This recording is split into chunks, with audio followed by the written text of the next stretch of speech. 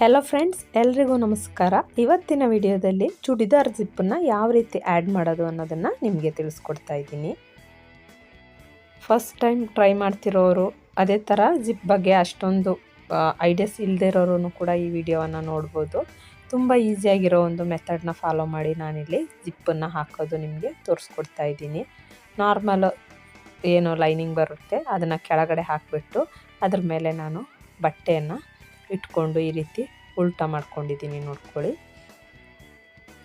ಈ ನೆಟ್ಟೆಡ್ ಬಟ್ಟೆ ಆಗಿದ್ದಕ್ಕೆ ಉಲ್ಟಾ ಸೀದಾ ಗೊತ್ತಾಗ್ತಿಲ್ಲ. ಸೀದಾ ಇರೋ ಬಟ್ಟೆ ಮೇಲೆ ಲೈನಿಂಗನ್ನು ಇಟ್ಕೊಬೇಕು. ಯಾವಾಗಲೂ ಇಟ್ಕೊಂಬಿಟ್ಟು ಮತ್ತೆ ನೋಡಿ ಈ ರೀತಿಯಾಗಿ ಜಿಪ್ಪನ್ನ ಮೊದಲಿಗೆ ಆ್ಯಡ್ ಮಾಡ್ದೇನೆ ಈ ರೀತಿ ಸ್ಟಿಚ್ಚನ್ನು ಮಾಡ್ಕೊಬೇಕು.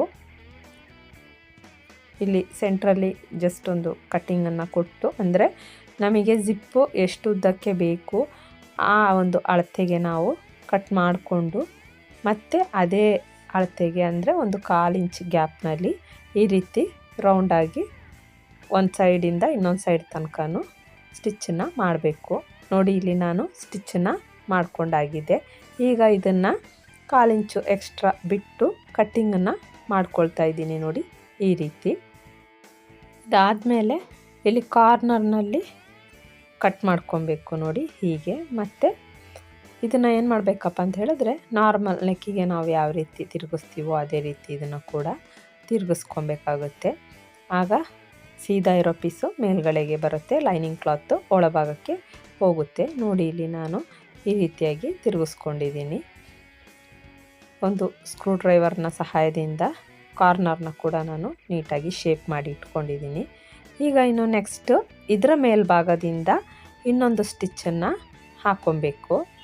ಸ್ಟಾರ್ಟಿಂಗಿಂದ ಎಂಡ್ ತನಕನೂ ಎಡ್ಜಿಗೆ ಸ್ಟಿಚ್ಚನ್ನು ಹಾಕಬೇಕು. 1/4 ಇಂಚ್ ಗ್ಯಾಪು ಈ ರೀತಿ ಎಲ್ಲ ಬಿಡ್ಲಿಕ್ಕೆ ಹೋಗಬಾರ್ದು, ತುದಿಗೇನೆ ಹಾಕ್ಕೊಬೇಕು. ಕಾರ್ನರ್ನಲ್ಲಿ ನೋಡಿಕೊಂಡು ಸ್ಟಿಚ್ಚನ್ನು ಮಾಡಬೇಕು. ಈ ರೀತಿ ನಾವು ಮೊದಲಿಗೇ ಸ್ಟಿಚ್ ಮಾಡೋದ್ರಿಂದ ಜಿಪ್ಪನ್ನು ಆ್ಯಡ್ ಮಾಡೋದು ನಮಗೆ ತುಂಬ ಈಸಿ ಆಗುತ್ತೆ. ನೋಡಿ, ಈಗ ಒಂದು ರೌಂಡ್ ಫುಲ್ಲು ನಾರ್ಮಲಾಗಿ ಸ್ಟಿಚ್ಚನ್ನು ಹಾಕ್ಕೊಂಡಿದ್ದೀನಿ. ಈಗ ಇನ್ನು ನೆಕ್ಸ್ಟು ಜಿಪ್ಪನ್ನು ಓಪನ್ ಮಾಡಿಬಿಟ್ಟು ಸ್ಟ್ರೈಟಾಗೇ ಇಟ್ಕೊಬೇಕು. ತುದಿಗೆ ನೋಡಿ ಈ ರೀತಿ ಇಟ್ಕೊಂಡು ಜಸ್ಟ್ ಸ್ಟಿಚ್ಚನ್ನು ಮಾಡಬೇಕು.